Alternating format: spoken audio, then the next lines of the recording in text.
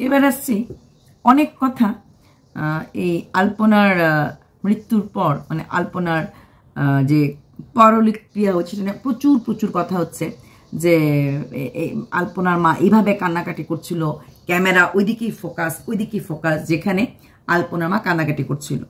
আচ্ছা, তারপর ছিল যে এত লোক দেখানি, খাওয়া দরকার কি ছিল, কি দরকার ছিল পরলোক ক্রিয়াকর্মটা দেখানো? প্রথম কথা, এটা আলপনার পর আগেই বলেছিল, আলপনার অন্য কিছু কিন্তু দেখানো হয়নি। খুব অন্য কেউ ছেড়েছিল যে আলপনার ডেড বডিটা এসেছে বা কিছু, কিন্তু এছাড়া আলপনার কোনো জিনিস আমরা দেখিনি। এখানে পরলোক ক্রিয়াটা হয়েছে, যদি না দেখানো হতো তাহলে বলা হতো যে কেন দেখানো হলো না। তারপর যেটা দেখানো হচ্ছে সেটা ভোজ, সেটা হচ্ছে মহাপ্রভুর ভোজ। এখানে অনেকেই কিন্তু শ্রাদ্ধ বাড়িতে খান না। দুটো দিনের মিলন হিসাবে একটা ভিডিও দেখানো হয়েছিল, যেটা আজকে আলপনার বর ক্লিয়ার করে দিয়েছে যে 26 তারিখ কাজ হয়ে যাওয়ার পর 30 তারিখ একটা মহাপ্রভু ভোজ, মানে ঠাকুরের নামে ভোজ দেয়, যে অনেক জায়গায় আছে ঠাকুর বাড়িতে ভান্ডারার দেওয়া হয়। তখন সেটা পুরোটাই ঈশ্বরকে দেওয়া হওয়া ভোগ ঠাকুর নেয়, মানুষকে দেয়।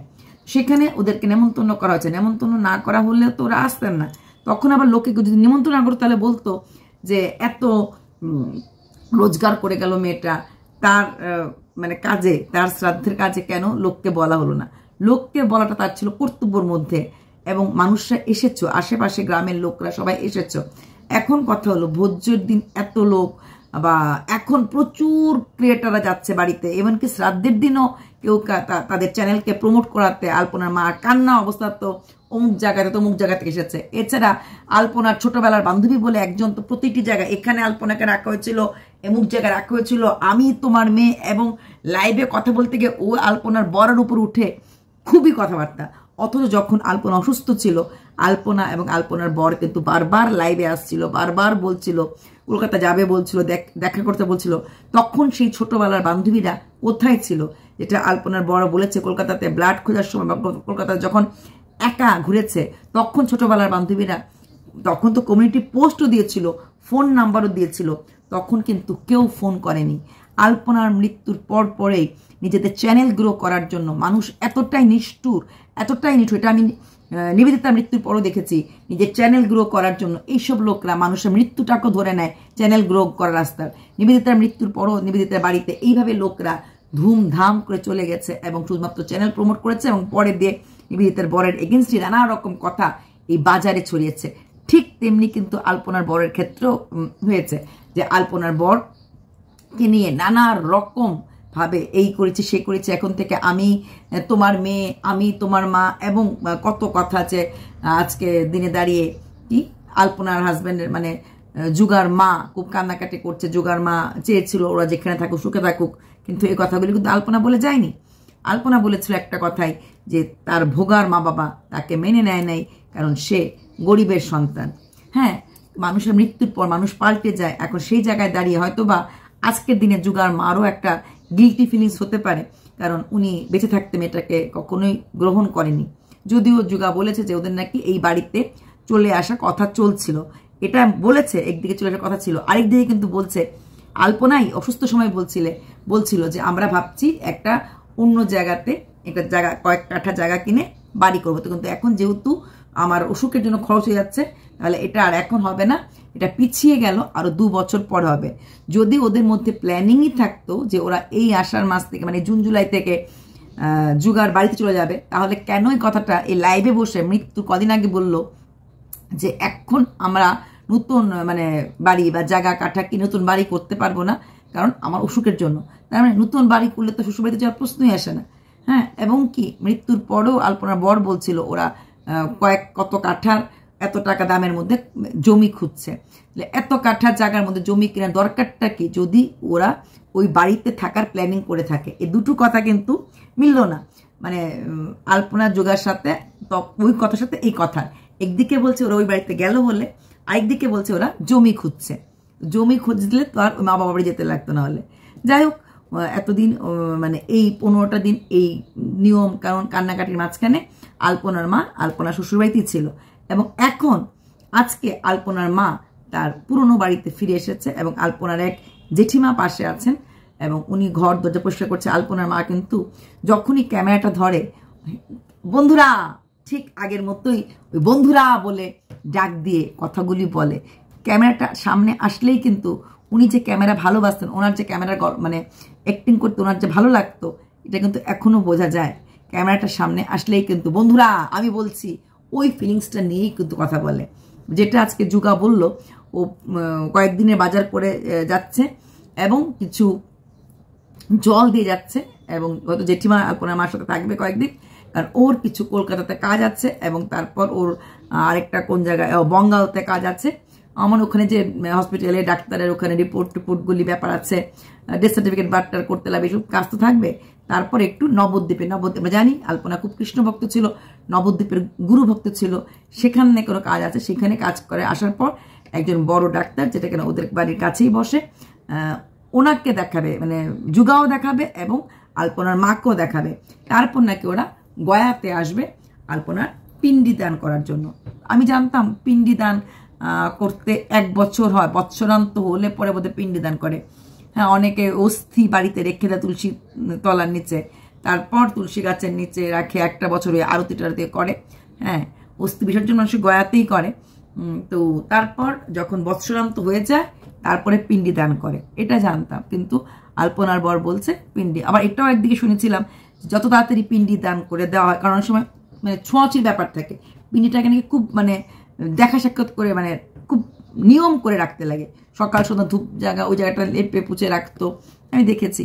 সেখানে হয়তো আলপনার বর এটা করছে, কারণ পিণ্ডি দান করে দেওয়া মানে হচ্ছে, গয়াতে পিণ্ডি দান করে দেওয়া মানে হচ্ছে একদম মুক্ত করে দেওয়া এই ভবলীলার থেকে, এই যে আমাদের পৃথিবীতে আসা, জন্ম নেওয়া, সেই যেটা সবসময় যুগা বলছে আলপনা সবসময় এই যে জন্ম মৃত্যু চক্র থেকে বাইরে গিয়ে কৃষ্ণ ভূমিতে নিজেকে রাখতে চেয়েছিল, এটা কিন্তু আলপনার ইচ্ছা ছিল।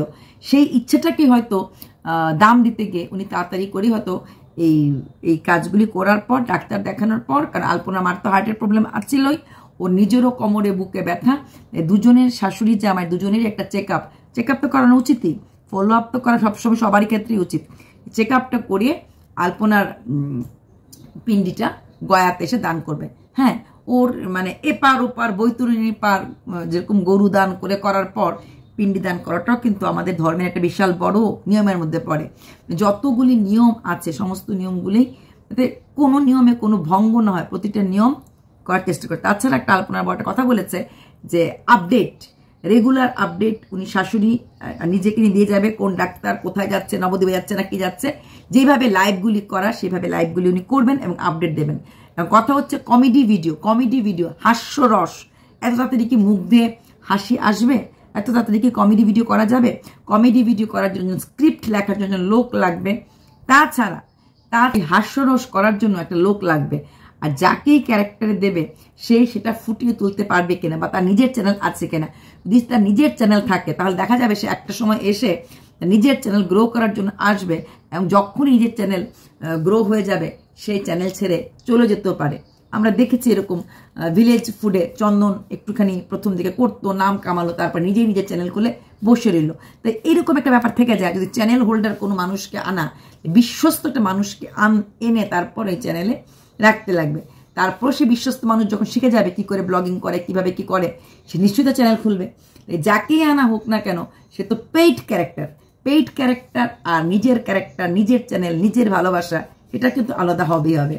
তাও যুগা প্রথমেই বলেছিল যে স্ক্রিপ্ট রাইটার একজন ঢুনবে, সঙ্গে একজন ক্যারেক্টার প্লে করে। তবে একটা কথা যুগাকে বলবো, যাকে দিয়ে তুমি রোল প্লে করো না কেন একটু সাবধানে, সে যেন ভালো, মানুষটা যেন ভালো হয়। প্রথমে সবাই হ্যাঁ করে আসবে, প্রথমে সবাই সবকিছু মেনে নেবে যা বলবে, ধীরে ধীরে মানুষ কিন্তু তার আস্তিনের নিচের রূপটা দেখাটা দেরি করে না। তোমাদের চ্যানেলটা যেহেতু খুব বড় চ্যানেল, যেহেতু খুব নামি চ্যানেল, তোমাদের চ্যানেলটাকে নিয়ে খেলতেও বেশিক্ষণ দেরি করবে না। তোমাদের চ্যানেলে আসবে, ফেস ভ্যালু করবে, মান সম্মান বাড়াবে, নিজের চ্যানেল খুলবে, তারপর হয়তো হাওয়া হয়ে যাবে। প্লাস দেখা যাবে তখন তোমরা যেভাবে অ্যাক্টিংগুলি করো, যে থিমগুলি অ্যাক্টিং করো, যে ধারায় করবে, সেটা শিক্ষার পর দেখা যাবে তোমাদের কাছ থেকে হয়তো চলে যেতেও পারে। যারা ওই কথাগুলি বলছিলে যে এত লোক খাওয়ানোর কি হলো, লোক খাওয়ানো দেখানোর কি হলো, একটা কথাই বলবো, মানুষ যদি না নরনারায়ণ রূপে, সেখানে ঈশ্বরের ভোগ খেতেই পারে। আর দেখানো, ওরা কিন্তু খুব বড় একটা ভিডিও করেনি, 2 দিনের কাজ মিলিয়ে ওরা একটা ভিডিও করেছে। আর রইল বাকি আলপনার মার যেখানে যেখানে সে কান্না করছে, সেখানে মূল থিম ছিল এই ভিডিওটাতে আলপনার মাকে দেখানো এবং আলপনার হাজব্যান্ডকে দেখানো। সেখানে আলপনার হাজব্যান্ড ওই ব্রাহ্মণের সাথে নিয়মাবলী করছিল, আর উনি রুবিদি কনস্ট্যান্টলি কান্না করছিল। কারণ স্বাভাবিক একটা মা যে কান্নাটা আসে, যে সবসময় উনি বলছিলেন আমি আমার মার কাজ করেছি, আলপনার কর্তব্য ছিল আমার কাজ করা, আমি কেন আজকে এই জায়গায় দাঁড়িয়ে মেয়ের কাজ দেখছি। একটা মার যে প্রশ্নটা ঈশ্বরকে করার, সেই প্রশ্নটাই কিন্তু রুবিদি করে চলেছে। শুধু রুবিদি না, পৃথিবীর যে কোনো মারই প্রশ্নটা থাকবে। রুবিদি কথাটা বলেছে, আমার কারোর প্রতি কোনো রাগ নেই, আমার রাগ শুধু শ্রীকৃষ্ণের প্রতি। আমি দিন রাত যখন আলপনা অসুস্থ ছিল, আমি কৃষ্ণ কৃষ্ণ কৃষ্ণ রেখে গেছি, কৃষ্ণর পায়ে আমি আমার মেয়েকে সমর্পণ করেছিলাম। সেই কৃষ্ণ যাকে আমি এত বিশ্বাস করেছিলাম, এত ভরসা করেছিলাম, আমার মেয়েকে কেন বাঁচালো না? একটা মার যে অভিযোগ, যে অভিমান থাকে, সেটাই আমরা প্রতি মুহূর্তে রুবিদিতে দেখে এসেছি। সে ক্যামেরাম্যানের কোনো দোষ নেই, রুবিদি যেহেতু সেদিন সারাদিন কাজ ছিল, তাই ক্যামেরাম্যান ওইভাবেই ফোকাস করছিল। কিন্তু এখানে একটা কথা আমি যুগাকে বলবো, এখন যারা আলপনার প্রচণ্ড ওয়েল উইশার ভেবে বলে, বা প্রচণ্ড তোমাদের সাবস্ক্রাইবার বলে, প্রচণ্ড তোমাদের ভিউয়ার্স বলে, আলপনা ছোটবেলার বান্ধবী বলে যারা তোমার কাছে আসছে, তারা আলপনা বেঁচে থাকতে কিন্তু কোনোদিনই আসেনি। তাই ওদেরকে বিশ্বাস করতে একটু কম করো। হঠাৎ করে হ্যাঁ তুমি এখন সবাইকে ওপেন করে দিয়েছো তোমার বাড়িতে আসার, ওরাও সেই সুযোগটা, ট্রেন্ডিং সুযোগটা নেওয়ার চেষ্টা করছে। তারপরও বলবো, কার ভেতরে কি আছে? নিবেদিতার বর কিন্তু এটা করেছিল, সবার জন্য দরজা খুলে দিয়েছিল, সবাইকে ওয়েলকাম করেছিল। তারপরে নিবেদিতার বড়ও কিন্তু একটা বিশাল বড় বাস খেয়েছিল এই লোকদের কাছ থেকে, যারা কিনা ওনার বাড়িতে এসেছিল, বসেছিল, শিখেছিল কি করে ফেসবুক লাইভ করতে হয়, কিভাবে ওয়াইটি করতে হয়। সবাই মিলেই কিন্তু ওকে লাস্টলি নিবেদিতার বরকে বাস দিতেও দেরি করেনি। মানুষ খেয়া পার হয়ে গেলে কিন্তু খেয়ানিকে ভুলে যায়। তোমাকে একটা কথাই বলবো, তোমার স্ত্রী বেঁচে থাকতে যারা কোনোদিনও খবর নেয়নি, তোমার যখন রক্ত লাগছিল কোনোদিনও তুমি ফোন নাম্বার দেওয়ার পরও যখন কোনো খবর নেয়নি, তুমি যখন কলকাতায় একা ঘুরছিলে তখন যখন কেউ খবর নেয়নি, কেউ পাশে এসে দাঁড়ায়নি, হঠাৎ করে এখন আত্মীয়তার বন্ধন, বন্ধুত্বের বন্ধন কোথা থেকে এলো? কোনো বন্ধনই এখানে কাজ হচ্ছে না। এখানে শুধু যে কাজটা হচ্ছে, এটা হচ্ছে চ্যানেল গ্রোয়ের কাজ। আর চ্যানেল গ্রোয়ের কাজটা কিন্তু খুব কম সময় থাকে। যতক্ষণ চ্যানেল গ্রোটা হবে ততক্ষণ তোমার বন্ধু থাকবে। যেই তোমার চ্যানেল গ্রোটা শেষ হয়ে যাবে, তখনই কিন্তু ফোঁস করতে, তোমার এগেইনস্টে কথা বলতে দেরি করবে না। তবে হ্যাঁ, একটা কথা বলবো, তুমি অনেককে স্ট্রাইক দিয়েছিলে, এটা তুমি ঠিক করনি। একটু হুমকি দিতে পারতে, ওয়ার্নিং দিতে পারতে, ডাইরেক্ট স্ট্রাইক দিয়ে অনেকের মনে কষ্ট দিয়েছো। যদি পারো ভাই, মানুষের অপকার করে কোনো লাভ নেই। এইটুকুনটুকু চ্যানেলগুলিকে স্ট্রাইক যদি দিয়েও থাকো, রাগের মাথায় দিয়েছো, ওরা ভুল করেছে, ভুল বলেছে, পারলে আজ থেকে 7-8 দিন পর হলেও তুলে দিও। স্ট্রাইক 3 মাস থাকে, তোমার কাছে আরও 1.5-2 মাস সময় আছে। তুমি একটু সময় করে ওই 3 মাস হওয়ার আগে যদি স্ট্রাইকটা তুলে নাও, তাহলে হয়তো ওরা একটু শান্তি পাবে। আর আলপনাও শান্তি পাবে যে আমার বরের হাতে কারোর কোনো ক্ষতি হলো না, কেউ কোনো মানসিক কষ্ট পেল না। কারণ আমার মনে হয় না আলপনা এই পৃথিবীর কাউকে কোনো রকমভাবে মানসিক কষ্ট দিতে চাইবে, বা মানসিক কষ্ট কেউ পেলে ও খুশি হবে। ও কোনো সেটা চাইবে না। সেটাই বলবো, তুমিও এটা কাজ করো। যাদেরকে তুমি স্ট্রাইক দিয়েছো বা যা কিছু করেছো, প্লিজ পারলে তুলে নিও। ভাই, ক্ষমা পরম ধর্ম, কারোর ক্ষতি করে ওপরে যায় না। আর দেখো, এখন তোমাদের শ্রাদ্ধ শান্তি হয়ে গেছে, সব কিছু হয়ে গেছে, আর ম্যাক্সিমাম একটা মাস তোমাদেরকে নিয়ে ভিডিও হবে, তোমাদের কথা হয়তো এই ওয়াইটি মার্কেটে আসবে। তারপর কিন্তু আর কোনো কিছুই কেউ বলবে না, যদি না কোনো বিশেষ কোনো কাজ হয়, বিশেষ কোনো কারণ, তোমার শাশুড়িকে ভালো করে দেখছো না, শাশুড়ি একা আছে, একা ঘরে আছে, তুমি খোঁজ খবর নিচ্ছ না, তুমি অন্য জায়গায় চলে গেছো, তাহলে হয়তো হতে পারে। কিন্তু যেহেতু তুমি তোমার শাশুড়ির সঙ্গেই থাকছো এবং তুমি বলেছো এখন থেকে তোমরা দুজনেই 2 বাড়িতেই থাকবে, কখনো এই বাড়ি কখনো ওই বাড়ি। হ্যাঁ, ঠিকই আছে, কারণ এই বাড়ির ঘরটাকে ফেলে দেবে না, ওই বাড়ির ঘর তোমার মা বাবা আছে, তাই ওখানে 7-8 দিন কাটালে, বন্ধের দিনে শুক্রবার দিন চলে আসলে, শুক্র শনি রবি এখানে, যেহেতু এখানে জলের প্রবলেম আছে, তোমার জল তুলতে তোমার কষ্ট হয়, ভারী ভারী জল আনতে তোমার কষ্ট হয়, সেখানে তুমি না হয় সপ্তাহে 2 দিন থাকলে, বা মাসে 4 দিন এসে থাকলে, বাকিটা ওই বাড়িতে থাকলে, কারণ এখানে অনেক কষ্ট বেশি তোমার জল টল আনার। হ্যাঁ, আর আলপনার মাকে তুমি যে নিজের মার মতোই দেখবে, তাতে আর কোনো ভুল ত্রুটি নেই। আর আলপনার মা তোমার চ্যানেলটাকে ধরে রাখার জন্য খুব দরকার। আলপনার মা চলে গেলে দুটো ক্যারেক্টার তুমি আনবে কোথা থেকে? তাই তোমার আলপনার মাকে তুমি ছেলে হয়েও দেখবে, প্লাস তোমার চ্যানেলের জন্য আলপনার মার খুব খুব খুব দরকার আছে। তোমার আরেকটা সোর্স অফ ইনকাম, যেটাকে না এত কষ্ট করে আলপনা বড় করেছে, আশা করবো সেটা তুমি ছেড়ে দেবে না বা সেটা তুমি এমনিতেই ফেলে দেবে না। তাই আলপনার মাকে ছাড়া কোনো অবস্থাতেই তোমার চ্যানেল গ্রো করার বা চ্যানেলটাকে আগে নিয়ে যাওয়ার সম্ভাবনা নেই। তাই নিজের জন্য তোমাকে আলপনার মাকে ভালো রাখতে লাগবে, তাই না? তাই যারা যারা তোমরা বলছো ও কেন ভোজ খাওয়ালো, কেন ভোজ খাওয়ালো, একটা কথাই বলবো, ও ভোজটা এর জন্য খাইয়েছে, এটা ছিল মহাপ্রভু ভোজ। যারা এসেছে, যারা খেয়েছে, সেটা তাদের কথা, তার নিমন্ত্রণ পেয়েছে, তাই তারা এসেছে। এখন এত বাচ্চা, কচি বাচ্চার মেয়ের ভোজ করে কি করে খেতে আসলো, কি করে ওদের আত্মা দিল, কি করে ওদের মন দিল, এই প্রশ্নগুলির কোনো উত্তর নেই। নেমন্ত্রণ করেছে, ওরা এসেছে, ঠাকুরের নামে, মহাপ্রভু নামে নেমন্ত্রণ দেওয়া হয়েছে, সেই মন্ত্রের সেই ঠাকুরের নামে হয়তো ভোজ খেতে এসেছে, ভোজ বা ভোগের প্রসাদ খেতে এসেছে, যেটাকে বলা হয় হিন্দিতে অ্যাকচুয়ালি ভোজ বলে। তাই আমিও বলতে গিয়ে ভোগটাকে ভোজ ভোজ বলে ফেলি। সেই প্রসাদটা খেতে হয়তো এসেছে। তাই ঈশ্বরের প্রসাদ খেতে কেউই হয়তো না করে না, কারণ কাজ, শ্রাদ্ধ, শান্তি এটা আগেই হয়ে গেছে, পরে হয়েছে এই ভোগ, মহাপ্রভু ভোগ। তো চলো, ভালো থেকো, সুস্থ থেকো, আর সব সময় লোকের খুঁত ধরার চেষ্টা করো না। সব সময় লোকের খুঁত ধরার চেষ্টা করো না, সব কাজে খুঁত ধরার চেষ্টা করো না।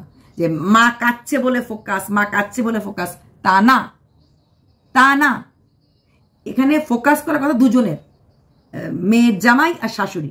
মেয়ের জামাইকে যখন ফোকাস করেছে, মেয়ের জামাই ওই মন্ত্র পাঠ এগুলি করছে। শাশুড়িকে দিকে যখনই ফোকাস করেছে, তখনই শাশুড়ি কাঁদছিল। যদি সারাক্ষণ ওই জামাইকেই দেখাতো, শাশুড়িকে না দেখাতো, তখনও সবাই বললো হলে শাশুড়িকে কেন দেখালো না, কি করছে না করছে। ও আচ্ছা, শাশুড়িকে একটুখানি দেখে নিজেকে পুরোটা ভিডিও দেখালে।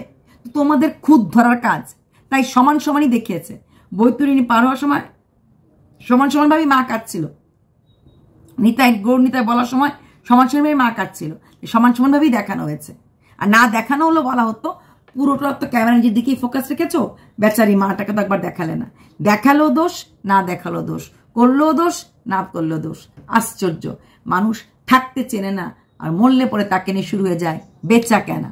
অবাক লাগে, এরাই নিজেকে মানুষ বলে দাবি করে, নিজের ভেতরে মনুষ্যত্ব আছে বলে দাবি করে। হ্যাঁ, থাকতে কেউ এক ফোঁটা রক্ত দিতে আসলো না, এতগুলি লাইভ হলো, কেউ একটাবার যেন খোঁজ নিতে আসলো না, কলকাতায় যাওয়ার পরও কেউ দেখা করতে আসলো না। আর এখন সবাই ক্যামেরা ধরে পার্ট বাই পার্ট এইখানে রাখা হচ্ছিল, এই খাওয়া হয়েছিল, এই নদীর পার, এইগুলি নিয়ে নিয়ে ভিডিও হয়েই যাচ্ছে।